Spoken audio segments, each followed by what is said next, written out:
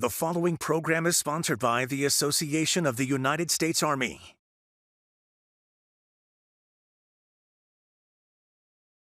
From Washington, D.C. and around the world, this is Government Matters with Mimi Geerges. This is Government Matters, the show that delivers insights on federal government programs, people, and operations. I'm Mimi Geerges. The annual AUSA conference held in Washington this year brought together nearly 40,000 people, members of the defense industry, international military allies, and top U.S. Army leaders, including the Secretary of the Army, Christine Wormuth. We sat down with her for a one-on-one interview. Secretary Wormuth, welcome to the program. It's great to be here. The Army fell short of its recruitment goal by about 15,000 recruits last fiscal year. How did that happen? Well, it was a number of factors. I mean, as you know, it's a very tight labor market. Unemployment is very low, so everyone is out there competing for talent. We're up against companies now that are offering, $20 an hour, for example. Some of it has to do with the pandemic and the fact that our recruiters haven't been in schools for the last couple of years. Kids, I think, have suffered some learning losses, and that's showing up in terms of fewer young Americans who can meet our standards. And some of it is, frankly, related to more underlying causes. Unfortunately, only about 23% of young Americans qualify these days to go into the military, and a lot of that is about obesity. And some of it also is about just only about 9% of young Americans are interested in serving in the U.S. military. So it's a lot of things wrapped together. So what are you doing that's different and innovative to address that? I think the most innovative thing we're doing right now is something called the Future Soldier Prep Course. I think of it as sort of like a mini boot camp. It's for young Americans who already want to serve but maybe didn't score quite high enough on our academic test or maybe didn't quite make our physical fitness requirements. And through this boot camp, we are working with them to raise their test scores or to raise their fitness level so that they meet our standards and then can go off to basic training. Are you going to be expanding that program? What's the plan for it? I think there's a good possibility that we're going to expand that, Mimi. The early results we've seen so far are promising, and so we can potentially expand that to some other locations where we do basic training.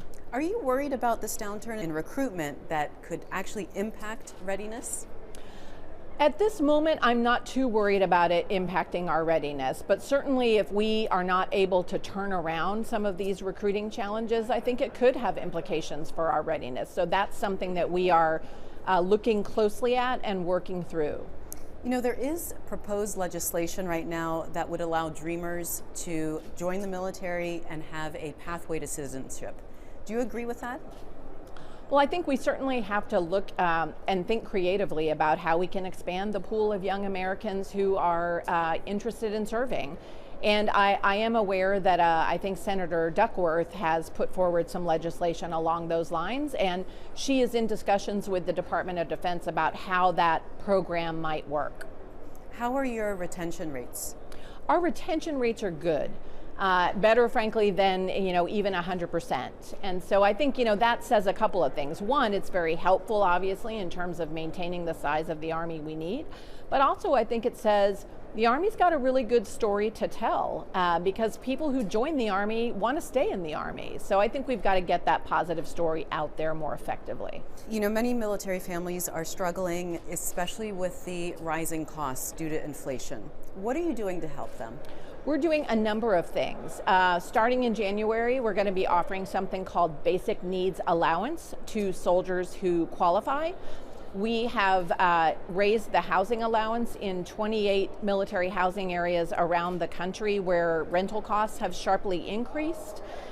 We have programs called Army Emergency Relief that can make loans or grants available to soldiers. And we're looking at, we are basically funding our commissaries at 100% so that ideally our food prices there will be 25% less than they are off post. And we're looking at how we calculate our housing allowance to make sure that it really reflects the real housing market that's out there. Well, speaking of housing, a big issue is military housing and barracks. There's mold. Soldiers are calling some conditions unlivable. What's the Army doing to address those concerns? That's something I'm very concerned about, and there too we are working hard to solve those problems. For example, in some areas like Smoke Bomb Hill Barracks at Fort Bragg, we are just tearing those barracks down and rebuilding them. We've moved soldiers out of those barracks so that they're not living in unsuitable locations. The Army is investing over $1 billion a year in barracks for active guard and reserve soldiers. We're going to be doing that for the next 8 years at least. I want us to look at, is that enough money for barracks, or do we maybe need to spend more? We're also spending more money on our Army-owned family housing, and we're working with the 5 companies that do our privatized housing to make sure that that those companies are investing enough as well. I want to turn to mental health. This week, DoD released data showing military suicides have jumped 40% between 2015 and 2020. How is the Army bringing their numbers down? We are working hard on this, and I will say, while one suicide is one too many, this year in the Army, we've seen our suicide numbers go down. I believe that our numbers are down 20% compared to last year. They are also down when compared to the last 5 years. So the way we've been getting after that is we have put out a new directive on suicide prevention. We are really trying to make sure that we're surging the right kinds of resources, behavioral health specialists, chaplains, military family life counselors to places where they're most needed. Alaska can be a challenging environment. We had seen some suicides there, so we really surged resources, and I think that's been helpful. And we're also really trying to emphasize the programs that we have that can help soldiers with some of the things that are often correlated with suicide. For example, money problems. We have financial management planners who can help. Marital problems. We have programs to help with, happy marriages. Substance abuse, and we have programs again to help soldiers with that. So we're really trying to take a comprehensive approach. Sexual assault rates have also jumped. There was a report released in August. As the Secretary of the Army and as a woman, I know these rates are not acceptable to you. They are not acceptable to me, absolutely. And for that reason, one of the things we did this summer was establish something called the Office of Special Trial Counsel. This will be a one-star lawyer, basically, who will report directly to me, and his office will be responsible for trying sexual assault cases. We are taking that out of the chain of command to try to rebuild trust with our soldiers that those kinds of cases will be handled better. Another really important thing I think we're doing is we are hiring what we're calling prevention specialists who are helping our commanders better understand, what are the patterns where we're seeing, again, some of the underlying causes that can lead to harmful behaviors like sexual harassment. We have already hired 80 of these prevention specialists. We're going to hire another 200 next year, and by FY27 we hope to hire 1,300 prevention specialists, and they'll help not just with sexual harassment, but with things like suicide and other kinds of harmful behaviors. Just a quick pause here, and then we'll come back and continue. Great. Coming up, we'll continue our conversation with Secretary of the Army, Christine Wormuth. We'll be right back.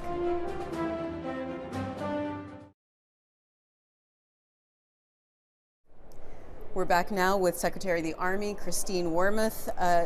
Madam Secretary, as you know, we live in a very polarized political time. Your inclusion and diversity efforts have been criticized as harming readiness. What's your response to that? My response to that is, when I go out and see our soldiers all around the country and all around the world, they're focused on readiness. They're focused on warfighting. But we have soldiers, obviously, from all kinds of backgrounds, all kinds of parts of our country, and it is important for everyone to feel valued.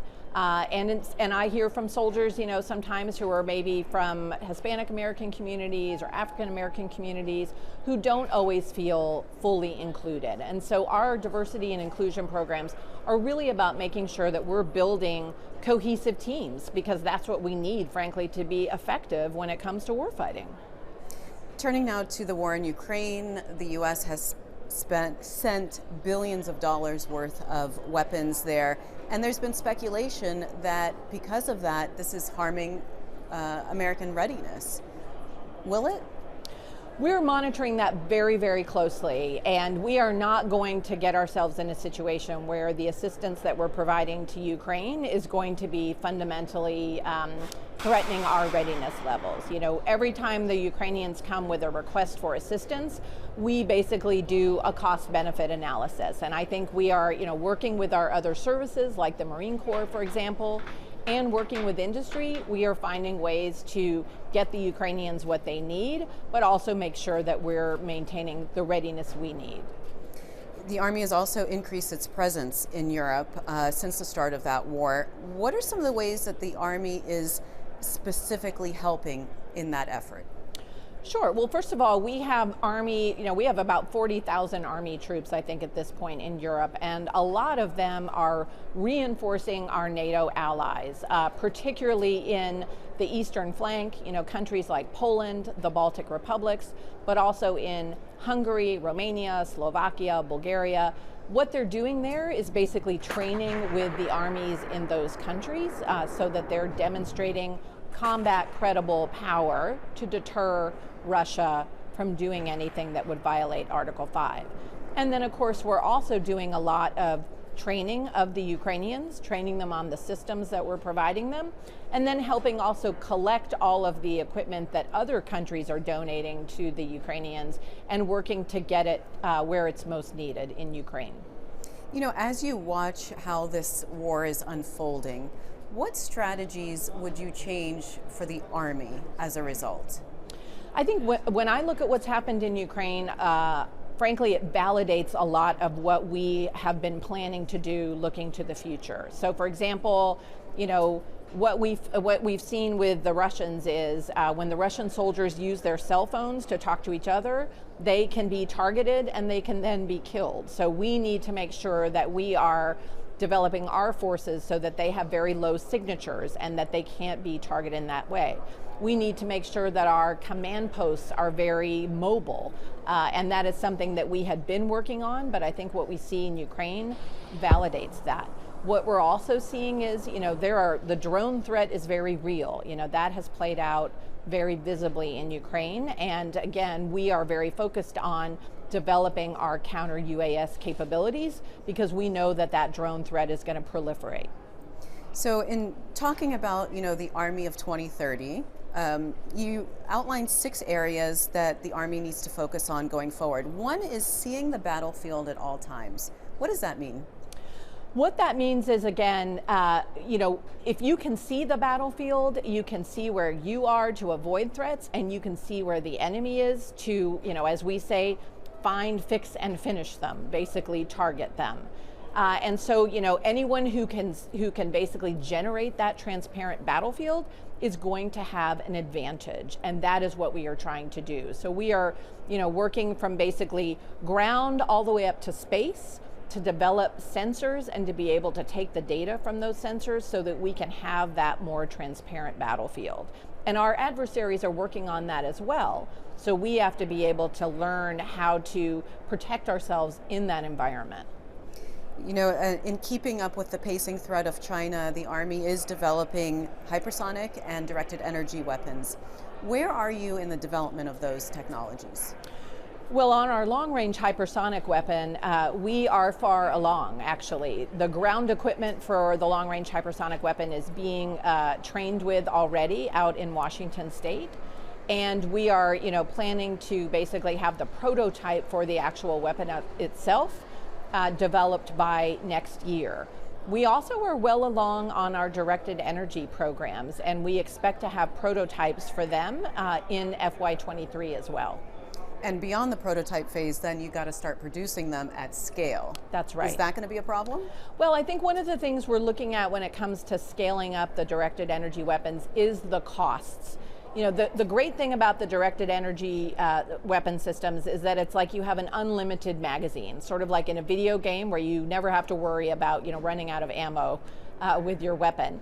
But the actual weapon system itself can be costly. So I was just talking with industry today about how we can really try to drive those costs down so that we can scale them up in a way that's affordable.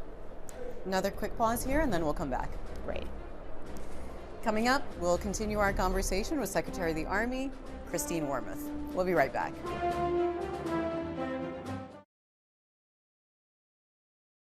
Welcome back. My guest is Secretary of the Army, Christine Wormuth. Another area that you're very focused on is making the force more joint, and that's a big focus for this year's Project Convergence. Can you tell me about some of the successes you've had so far with those Project Convergences? Obviously this year is just kicking off as we're taping, but in the past, what success you've had? Well, I think one of the things where we've had success is, frankly, just bringing together the Air Force, the Navy, the Marine Corps, the Space Force to work with us. And really what we've been trying to do is see if we can get our weapon systems and our sensors to work together with each other so that we can share data, so that we could potentially get data from an Army radar and give that to an Air Force F-35. That's the goal that we're all working towards, and we were able to do that in last year's Project Convergence. This year, we're going to continue working with all of our other services, but we're also bringing in the Australians and the Brits with their actual operational units to sort of have them join and show that we can scale it up to really a combined operation, not just a joint operation. And it's interesting that this is the first time we're bringing in international partners, not just to observe, but to participate. And it would seem that that's a focus also to increase participation and integration with allies and partners. Yes, I mean, basically the United States very rarely goes to war by itself. When you look in the last 20 years, we've worked closely with our allies and partners, and I think we fully anticipate having to do that in the future. So we need to be able to build interoperability with our closest partners and figure out how to solve some of those operational challenges together. Where would you say the Army is struggling the most on its path to modernization? I think for us, probably the biggest challenge is that we have a lot of different initiatives underway all at the same time. We are trying to sort of prototype or field 24 systems in fiscal year 23. And the Army has a lot of different systems that we're trying to develop. We've got ground vehicles, we've got attack aviation, we've got network programs. So just making sure that all of those programs are making the progress that they need to make all at the same time is challenging. I would also imagine, you're under a continuing resolution at this point, so there's no new things able to start. What kind of an impact does that have on the Army? Well, certainly if we have a long continuing resolution, that will be a problem for us. With 24 systems that we're working on, we don't have a lot of slack in our timelines. And the longer a continuing resolution goes on, the more potential there is for schedule slippage. And that concerns me. We've had a lot of practice operating under a CR, so a short CR is probably manageable, but if it drags on for months, I think it would become much more of an issue for us. You've said before that the Army faces hard choices balancing transformation, current readiness, future readiness, and then taking care of soldiers and their families. How do you choose? Well, unfortunately, Mimi, we can't choose. We have to be able to walk and chew gum. We have to be able to sort of answer the president's call as we did in late February and be ready to go in a week's notice over to Europe to reassure NATO. We've got to take care of our people. We can't have people living in unsuitable housing, for example. And we have got to modernize. We are still using a lot of the systems that we developed in the 1980s. So those are all imperatives, and I think probably the hardest job for General McConville and I is managing every day, literally balancing those different priorities and trying to make sure that we balance them effectively. You've been talking at this conference about the Army of 2030. What does the Army of 2040 look like? I think the Army of 2040 will be, in a lot of ways, an extension of the Army of 2030, but with more use of artificial intelligence, with more emphasis on autonomy. I think you would see probably advances in terms of biotechnology and how that would be integrated into the Army. So those are the kinds of things I think that we'll see more of in the Army of 2040. And what's your strategy to get there, to get everything in place so that we do reach that? Well, a big part of my strategy is not waiting until 2030 to start thinking about 2040. So I've asked the Commanding General of Army Futures Command to start now thinking about what are the new operating concepts we need? What's the next MDO for 2040? What are the kinds of capabilities that we need to build in 2040? To start thinking about that now so that we can start working with industry to look at what kinds of foundational investments we need to make now so that we'll be ready for that next leap in a few years. What do you want your legacy to be as Secretary of the Army? Well, one, I want to make sure that we deliver the Army of 2030. I think that is very important, and I certainly hope that the time I spend as Secretary of the Army will make us able to realize that. But I also do want to reduce harmful behaviors in the Army. I think we owe that to our soldiers and families who are already part of the Army. But given the recruiting landscape we face, if we're going to continue to bring young Americans into the Army, we've got to show them that it's a workplace where they can be all they can be. All right, and we'll end it there. Secretary Wormuth, thank you so much for being on the program. My pleasure.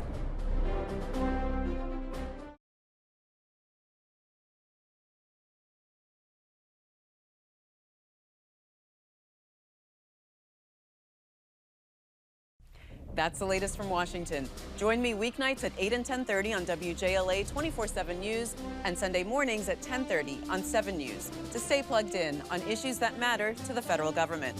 Thanks for watching. I'm Mimi Geerges.